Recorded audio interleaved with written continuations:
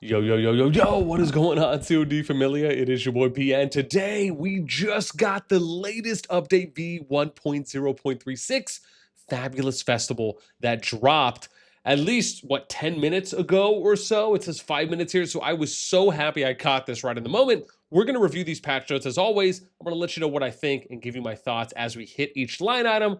Let's go ahead and get into it. As always, if you enjoy the content, make sure you throw us up, because I've said a lot. Thanks. Okay. Here we go. So update is going to be, looks like, available on the 20th. So you have about a 6-day window from now until then for you to also provide your feedback. Here we go. Number 1, highlights. Climb to the heights of power.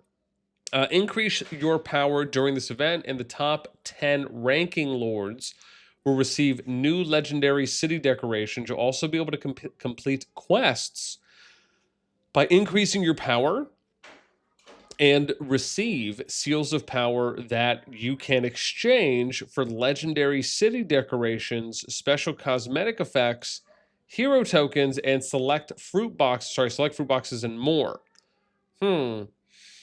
Okay, so is this just a different Greatest Heights SLE style thing? And then they're just giving you additional rewards. They're kind of adding on like a third event to this grouping, is what it sounds like. Unless this is a seasonal thing, maybe, but it's not saying that it's running for a period of time, or at least, you know, kind of a standard seasonal thing where they're saying, hey, these are the things that you usually get in those.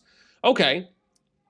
I mean, I guess anything with city decorations is, from my understanding, you can only have one on and attached at a time. So it's not like there's really going to be a major impact there, unless maybe the city decoration buffs are better than other city skin buffs. Hopefully not. I like how they said cosmetic effects. Maybe that's like a visual animation or something that you can see that is highlighted on the field or is shown on the field visually. That could be cool. And then obviously you get some other stuff. Okay. I mean, again, if it's a new event and it's something else that's coming up, okay. I mean, again, I'm not against it. 1.2, improved High King powers. Ooh, the High King has new powers to bring order to the realm. The Discharge feature will be available from Season 2 onwards, allowing you to better manage your realm and improve the season experience. The High King can discharge any player from the realm, provided that the player was not in the top 150 of the merit rankings last season. So this, to me, I think is okay to have a stipulation on this, at least if you're rolling it out for a V1. These things can always be modified. But I think the idea of saying that someone is in the top 150 of your merit ranking is probably an okay number to start with, right? It's like, you know, are you going to remove someone who is... Because the thing is that if you have 150 people that are performing well, then the people that you can remove hopefully are not performing well, unless maybe, again, there's always the option that the people can skirt in, right? Like they can still perform at the bare minimum, even if you know they can perform better, and if they haven't necessarily been consistently performing, but maybe all of a sudden they are performing. And I almost wonder if this will be something that will encourage, hopefully in a positive way, for people to participate so they don't get discharged, which it doesn't mean that... I mean, again, will some kingdoms probably look at this and say, okay, well, you know, if you're outside of the top 150, so it's like, will people want to be, or no, they only want to be in the top 150 because they don't want to be discharged? My thing is, man, as long as you're active, you engage, you're social when able to be, you contribute, you participate, even if you're outside of the 150, you know, as long as you're doing all those things, you know, you should be fine. But I do think this is okay as a way to start. It's just, I wonder if some people will kind of skirt this and work their way into the 150, even if they don't contribute in other areas. So, well, yeah, we'll see. The High King must provide migration permits and dragon tickets as compensation to discharged players. Yeah, so I will say this. I am starting to move away from this idea of the High King providing this to players. And I say all of this because every player, regardless of power, can accumulate the necessary amount of permits in order to migrate. The only thing that is a factor is time. The amount of time it takes, depending on how many permits you need or require in order to get them. Now, my suggestion that I shared with Doom, which is kind of the expanded idea from the initial suggestion that I had, that I believe I was, maybe one of the first people to mention, if not the first, was talking about putting people on the Truce Island or the Gilligan's Island, right? And when you discharge people, they would get placed there. However, now my idea has expanded from that to, okay, well, why don't we just discharge players from like any kingdom that discharges someone? What they should do is be sent or almost force migrated to a discharged kingdom. So players can get force put into a kingdom if they're discharged from theirs. That way, it's a kingdom that's just for discharged players. And you can do whatever you want there, right? If you want, the devs can disable PvP, they can disable or enable or put restrictions wherever they need, but it's a standard kingdom. It's just for discharged players, right? Or hashtag displaced toys. And they can still join alliances. They can still participate in events. Everything is the same. The only difference is that it's just an island for discharged people. Now, maybe the game compensates them, right? Maybe it's, well, when you're on this discharged island, maybe you get 10% faster point accumulation or something, right? Maybe you get like something that helps you to get more credits to purchase permits. Maybe there's a 10% discount on permits to purchase when you're in the discharge, right? So it's nothing major, but you maybe get a small incentive, right? So that way when you're on here, even though you're in your own kingdom and you can still meet other people, you can also use it as a way to collaborate, to also form teams or groups, alliances, if you will. But when you're in this kingdom, you can't participate in KVK. And obviously that would make sense. But it can also be a way that you can socialize and meet people, maybe join other kingdoms with groups. Maybe it makes it easier for kingdoms to potentially recruit from this kingdom or this big island / kingdom. I think that there's other ways to do it. I think you could do it either way, whether you do the Truce, whether you do Gilligan's Island, or you do the expanded version, which is putting them in their own kingdom. But as far as kind of forcing the High King to provide permits and dragon tickets, I mean, what is to stop players from holding a kingdom hostage and constantly participating?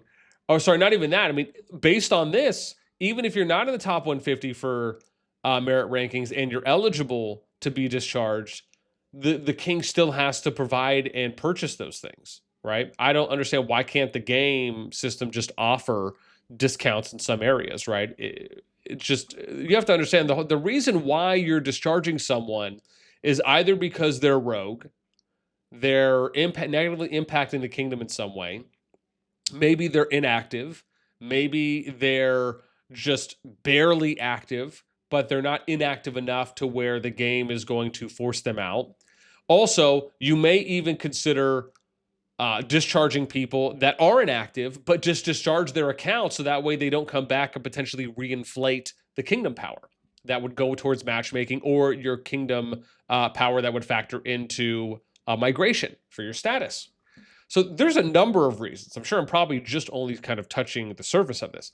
Last season's home realm merit rankings can now be viewed, allowing the High King to see the contributions of all players within the realm and choose which players to charge. So first and foremost, this is great. I love that they're now giving you the opportunity to see last season's home realm merit rankings, which is basically their KVK contributions. However, let's add more than that. This is a fantastic first step from the COD team, so thank you, but let's do more. Now, what I'd love to be able to see is merit rankings from every season, and then a cumulative total, right? So what's the total amount of merits this player has accumulated since their account started? What are the seasonal merits that they've accumulated each season? And then what's their average seasonal merits to date? Those are the three things that we need to add next, and also should be viewable on a player's profile. But that's where we need to get to next. That would be fantastic. So yeah, do I love the fact that you can discharge players from kingdoms? Because I do think that if it is used in a if it's used in a, let's just say, morally good way, it can be fantastic. It could be a major pro. But the part about kind of forcing the kings to have, basically you're telling a player you need to fork over money from your own pocket to pay for these permits and tickets for if you want people to leave your kingdom. No, I don't agree with that at all. The system, the COD team should come up with a system that makes it so these people can be removed from the kingdom without a king having to pay for anything. And then at most, maybe they just offered, like I said, some kind of accelerant or some kind of discount or buff for accumulation in some area, right? But players are being removed for a reason, right? You shouldn't have to coddle the people that are being removed, right? It's like, just, yeah. So anyways, okay. Resource statistics 1.3. The resource speed up statistics, the resource and speed up item statistics feature has been added to the inventory screen, allowing you to easily take stock of your resources and speed up items and better plan for your city's development. Okay, this is great. I love this. This is basically you being able to figure out, I imagine, what the total amount of time you have for each particular speed up. Number 2, season system improvements. 2.1, improved proving grounds alliance point calculation. When calculating ownership of ancestor statues, alliances who have joined warbands will be ranked according to their warband, and their score will be calculated as the sum of points scored by all alliances within that warband. Okay, that makes sense. When a warband occupies an ancestor statue, all warband members will receive buffs. Okay, makes sense. Buffs will change according to warband membership. Players whose alliance joins the warband will gain the buff, while players whose alliance leaves the warband will lose it. Okay. Alliances not in warbands, and that's for statue, right? Proving grounds. Ancestor. Okay, yeah. What buffs will change? I don't know where to do that. Alliances not in warbands will be ranked according to their alliance, and their score will be calculated using only points scored by that alliance. Okay. When occupying an ancestor statue as an alliance, buffs will only apply to alliance members. If the alliance later joins a warband, the buffs will not be extended to other members of that warband. Oh, when occupying a statue as an alliance, buffs will only apply to alliance members. Later joins a warband, the buffs will not be extended to other members. Oh, I see. Okay, so like new members that would join. Okay. 2.2, improved runic ancestor statue buffs. Improved runic, ancestor statues will now provide a bonus to ward pet stamina recovery speed, as well as hero stamina recovery speed, avoiding situations where hero stamina does not match. Okay, this makes sense. Improved season matchmaking. After the update, players entering Season of Strife for the first time will be automatically registered for a designated scenario and will only be matched with other first-time players. Interesting. Players entering Season of Strife for the first time will be automatically registered for a designated scenario and will only be matched with other first-time players. Okay. When registration opens for the first time, the High King will be able to choose whether to register for a scenario, and players will be matched with other players who have previously played Season of Strife. Okay, so basically they're just saying that you're more likely to align with the main group and with a main group in SOS on your 5th season, aka your 2nd Season of Strife season. Okay. You know what? I am somewhat okay with this. I don't think that that's necessarily a bad thing. I mean, it gives some of the newer kingdoms an opportunity to at least get to a 5th season before they get into the main pool. Regardless of how you feel about that, more time is always, I think, fine. And I think based on what we're seeing with the merging, with what could eventually be them adding and merging, this to me kind of goes hand in hand with that. Because if you end up doing merges, it's more likely that you would do something like that for a younger kingdom than you would. What I should say is the kingdoms that are coming out of that, with the exception of older kingdoms that may already be eligible for merging if they eventually add it, based on what we read from the Rock dev Q&A. This to me feels like it would align a little bit more there with the newer kingdoms that are coming out, because this way your first season would be with first-time players and not into the main pool. Okay, improved season migration. These improvements will increase the transparency, flexibility, and management of migration, providing a fair season migration experience. Details of the update are as follows. Number 1, clearer migration score rules. Personal migration scores and realm migration scores will be displayed publicly. Thank you, but Jesus. Oh, I mean, that's exactly one of the things that we had been advocating for. So I am very pleased and happy to hear that they are working that in. I think that's amazing. So we have personal migration scores are based on your strength and represent the sum of your heroes, artifacts, legions, buildings, tech, and other metrics. Of course, they would give us not everything. Okay, sad life. Would love to obviously have more information, but okay. At least it's a starting point. The quota system for special migration has been replaced with a more flexible special migration score system. And from what I understand, basically each person is going to get some points. You'll have a total amount of points as a kingdom that you can allow people in based on, and then you'll also get points for special migration. So an example would be, let's say your kingdom gets 500 migration points, and then players at different players will have different personal migration points or scores, right? So maybe some people will have 10, 15, 20, 25, 27, 35, whatever it is. Number two, larger migration scope. The scope of migration has been increased. You can now migrate to realms where the season is in progress, but your actions will be restricted during the season. And so I believe this is where they said, like, you can migrate to a kingdom that's in KVK, but you won't be able to participate in that KVK. So now you can basically migrate anytime you want, regardless if a kingdom is in pre-war or KVK, pre-war #/home kingdom. But the only difference here is that you just won't be able to participate in the KVK if you migrate into a kingdom during its KVK. The only thing I would love to see them do is just not allow people to migrate out during a KVK, which would be fantastic, right? I wish they would just only allow people to migrate during the post KVK or migration period, and then you could migrate into a kingdom that's in KVK or in pre-war. I still feel pretty strongly about that, given we've seen a handful of situations where KVKs are just ruined, sometimes before Season 2 start, before even Zone 2 opens. Number three, more efficient management methods. A new migration approval system has been added. The High King can set power requirements for migration. Players who meet requirements can migrate following approval by the King. And I believe this is where we're finally getting just a foolproof accept deny system. So anyone that wants to go to a kingdom has to apply. Everyone has to be accepted or denied. And that's the way that it should have been from day one. Is this a great addition to the game and to overall kingdom management? Absolutely.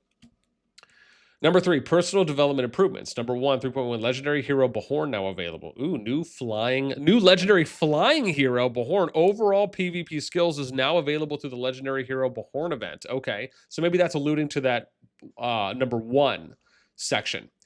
3.2 new Warpet Barbed Manticore. The new Warpet Barbed Manticore marksman fighter skills can now be caught in the field. 3.3 improved artifact mechanism. The artifact Oath of Stormpeak can no longer causes legions on either side to leave battle upon summoning a clone. The clone will also inherit any buffs gained by the legion in battle. Okay, so it's not like scarce seeing them away, essentially. 3.1 Wolf Howl Horn artifact skill description improved. Improve the skill description of the artifact Wolf Howl Horn to explain that skill damage is reduced with each additional target. The effect of this skill itself does not change. Okay, I'm always down for better descriptions. New events, anniversary celebrations. CallofDragons is celebrating its second anniversary. Thank you to all our lords for your love and support this year. At this time of celebration, we invite you all to feast heartily and be merry.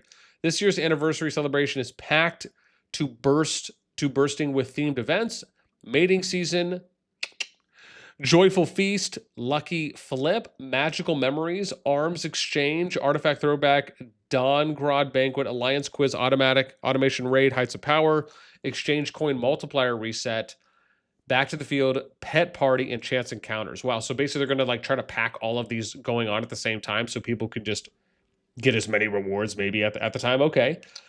I'm curious to see how this will work. Not against it. War Pet Mating Season event. In the new Mating Season event, you could select 2 epic or below war pets to produce offspring. I see what you did there.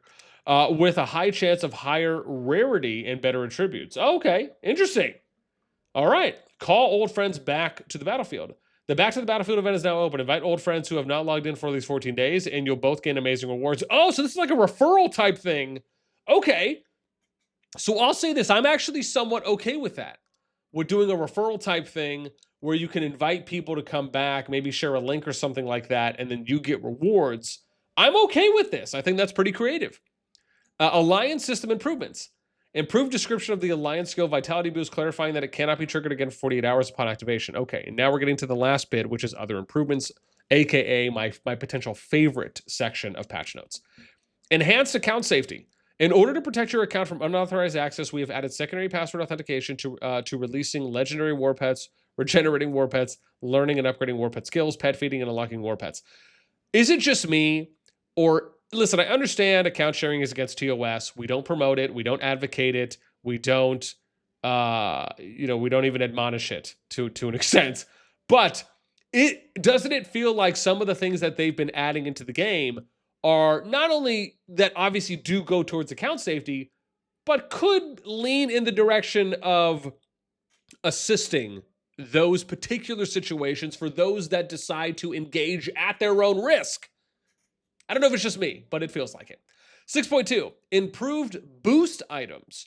Improved use mechanism for gather boost items and resource production boost items. You can now use up to 7 days worth of boost items at once. Listen, my thing is this. If you want to boost your account for a month and you have the amount of resources to do it, why not? Is this nice that it feels like maybe they're extending it based on how this is worded, where maybe they didn't allow for you to go up to that amount before? Yeah, I think that's great. If a quest's required buff is active when quests are refreshed each day, the quest will be marked as complete. Oh, that's awesome. So automatic complete. Okay, nice little quality of life. Merits calculation changes. The formula for calculating merits has been improved, allowing support heroes and artifacts to gain more merits. Oh, okay. So this is my thing, right? I'm always going to be a huge advocate for them allowing for players that do not have accounts that are either strong or they've spent a lot of money, or they're in a position to be a frontline open field PvP fighter, or someone who's a rally garrison captain, right? To be able to still impact the game in some way. Just kind of thinking outside the box, right? Think of it kind of more as you would objective or role style gameplay. And it's the same thing of them finally adding in whatever it was, the building, destruction, alliance leaderboard, right? Like those kinds of things that they're doing, do more of those things. 6.4, improved stamina expenditure. To allow for greater strategic flexibility, we have made the following changes to stamina expenditure. Number 1, rally legions will only spend stamina when in combat with targeted rally or garrison legions. Combat with untargeted or non-rally PvP legions will not cost stamina. Okay. Interesting. So that means that if you get attacked in open field and they try to like swarm the rally won't use stamina with untargeted or non-rally. Yeah. Wow. Okay. That seems like that could be like pretty big, potentially. You guys have to let me know what you think about that.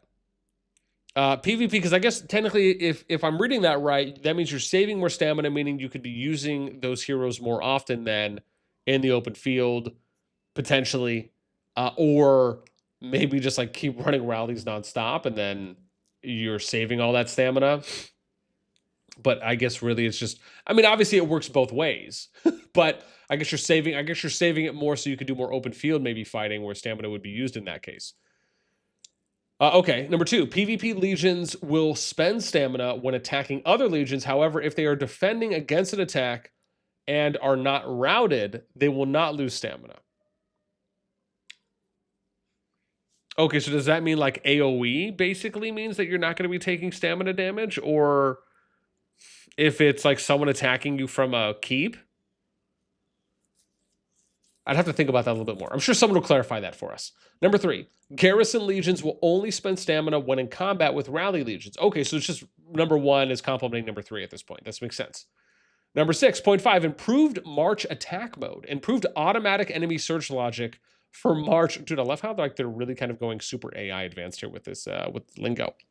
For March attack mode in order to improve your combat experience. Okay. I wonder if they'll give a toggle option for that.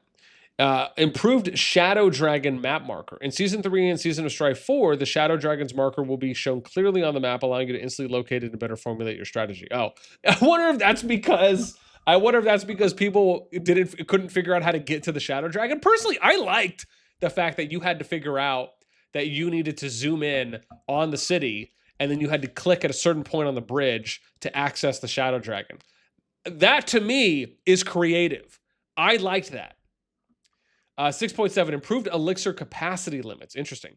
Elixir production base limits are now equivalent to 10 hours of production, previously 8 hours, with season policies changed accordingly. Okay. I don't think anyone's going to be against having higher elixir capacity limits.